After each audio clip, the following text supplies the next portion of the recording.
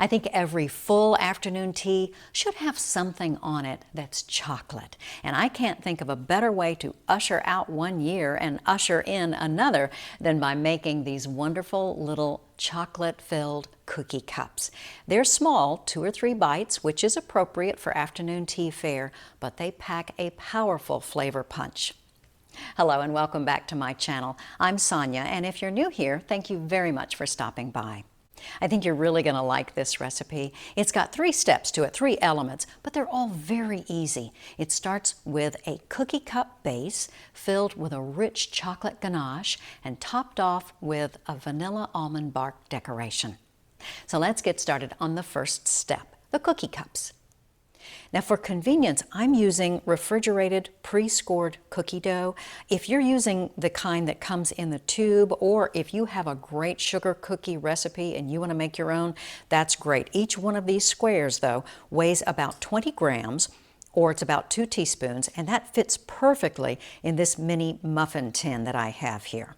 Now I'm going to break this off and roll each cookie square into a ball and place it in each cup. Now the package directions say to preheat the oven to 350 degrees Fahrenheit, 180 degrees Celsius, gas mark 4, but because my tin is non-stick, I've only preheated it to 325 degrees. Also, if your tin is not non-stick, I would suggest you grease or line it with those mini paper baking cups, because this can get a little sticky and a little difficult to get out of the tin once these are baked. I just happen to have this little mortar and pestle set here. This end of this pestle is just perfect for pushing down these cookies, the dough, into this little tin. And I'm dipping it just a little bit, just slightly, in sugar. You could dip it in flour if you prefer, but I like dipping it in sugar because I'm not crazy about getting the flour taste if I don't have to. And we'll bake these anywhere from 13 to 17 minutes. I'm just looking for them to get a light golden brown.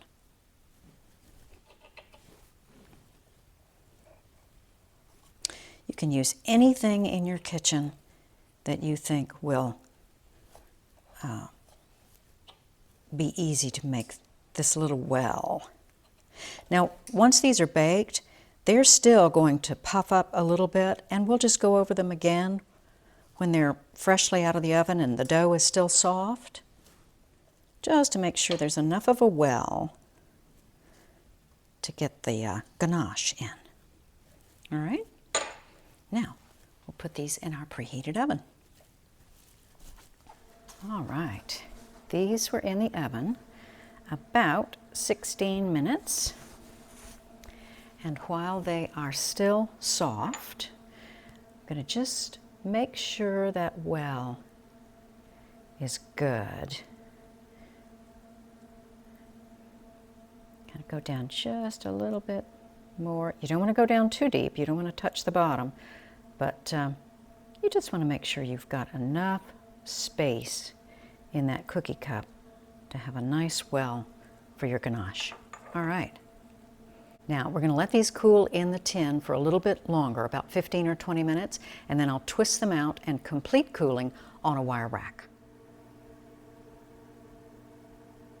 Okay, while our cookie cups are cooling, let's make the ganache. Now, the most simple ganache really is just chocolate and heavy cream. And you can pick any chocolate you like, really. Dark chocolate, semi-sweet, milk chocolate. Today, I'm going to be picking semi-sweet chocolate and heavy cream. And the most basic ratio usually is 1:1. That is 1 part chocolate to 1 part cream. And that will give you a really nice pourable ganache. But I want something a little bit thicker. I want a spreadable ganache. So I'm going to use a ratio of more like 2:1, twice as much chocolate as heavy cream.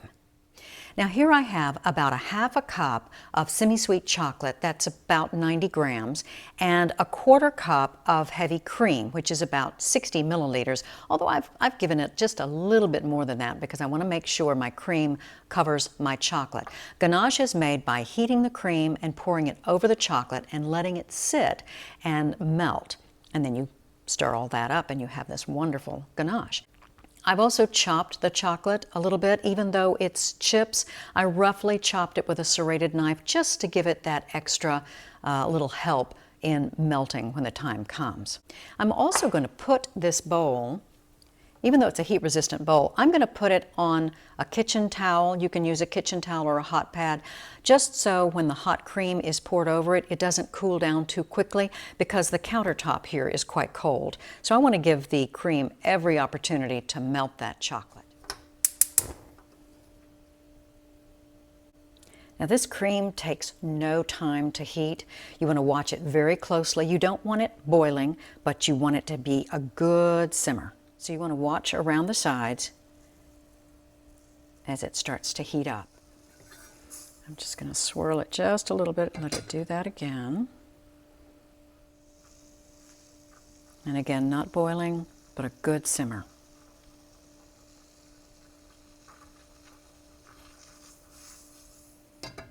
Because you want that cream hot enough to melt your chocolate. Okay, I think we're good. Ready? I'm just going to pour it all over that chocolate. Make sure your chocolate is well covered.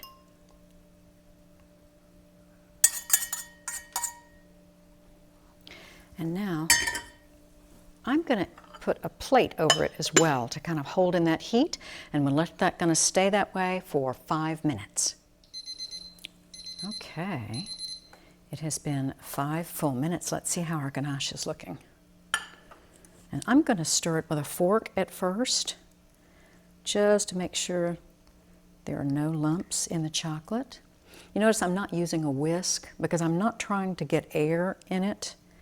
You can whip ganache, but that's not what I want this to look like today.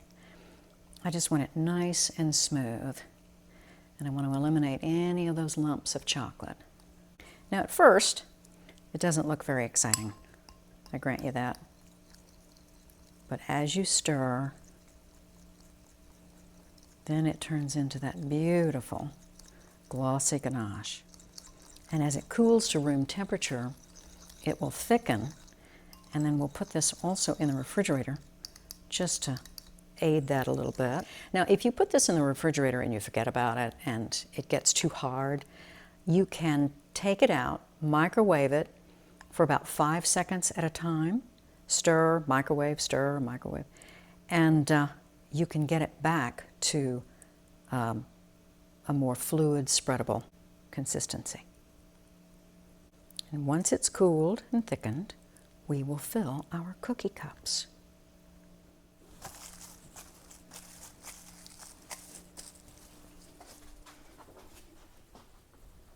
Okay, as we're waiting on our ganache in the refrigerator, I was just looking at these cookie cups.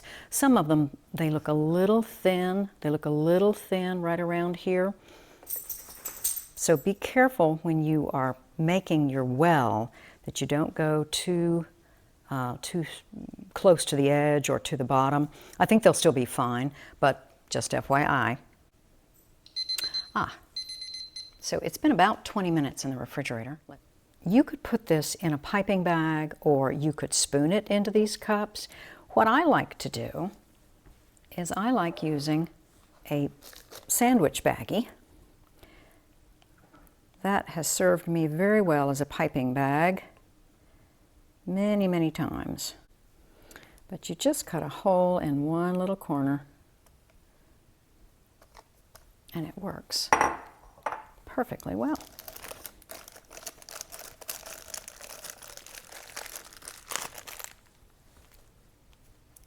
Alrighty.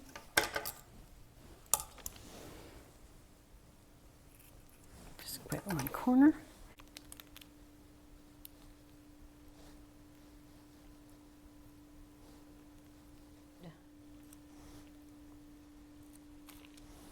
There. All right. Now, once these have set up just a little further, I'm going to wait just a little bit longer. Then we'll go to our final step, the decorating. Step 3.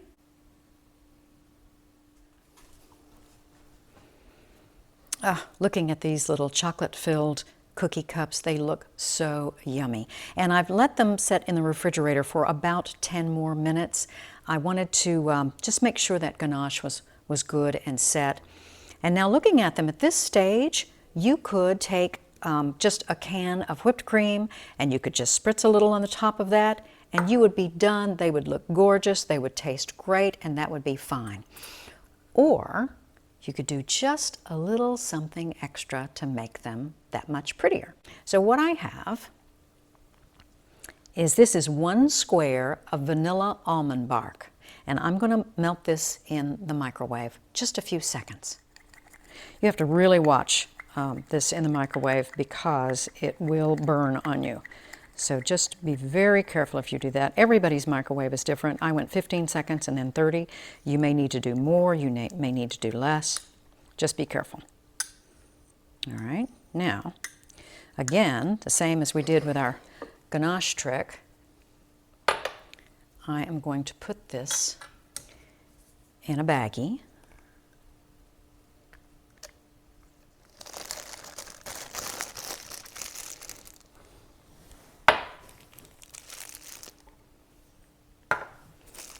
And same again with our clipping the corner, but I'm going to be very, very careful and very conservative with that. I want just a little tiny hole.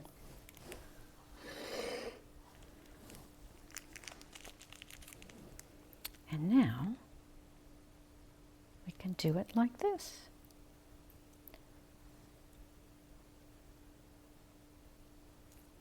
Do any kind of little thing you want.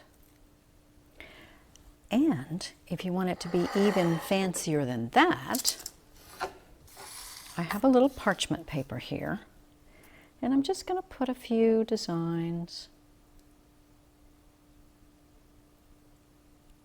on here.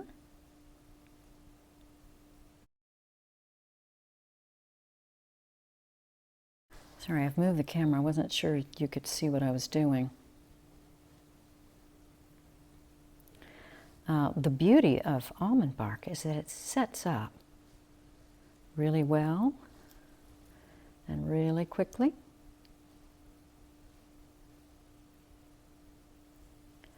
And so you can make several of these. Let's see, how many do I need? 8, 6, a couple more.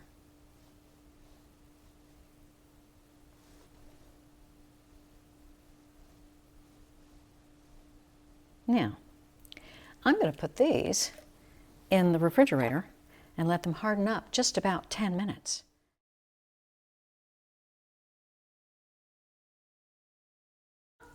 Look at that. They just peel right off. And then you can put them in your ganache.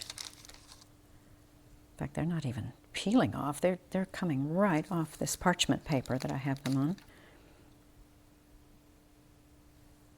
Aren't those adorable?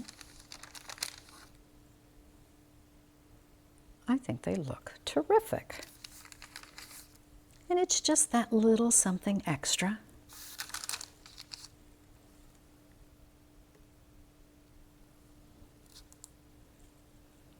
It will make your tea tray that much more special.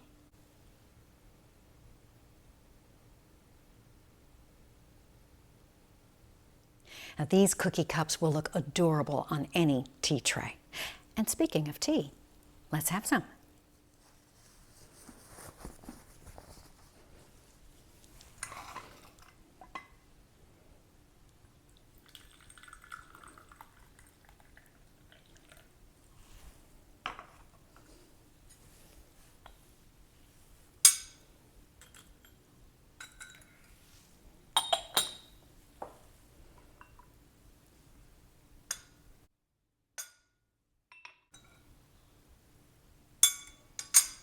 Aren't these pretty? A tray of these on your tea table would look lovely and impressive, and guests will never guess how easy they were for you to make.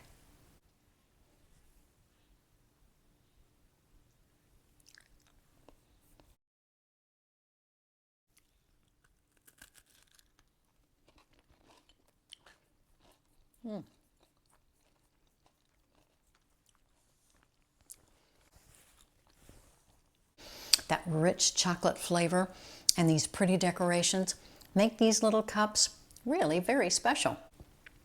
I hope you'll try this recipe, and I hope you enjoyed this video. If you did, please consider giving it a thumbs up by hitting that like button, and consider subscribing for more tea videos. Until next time, bye-bye. Oh, and Happy New Year.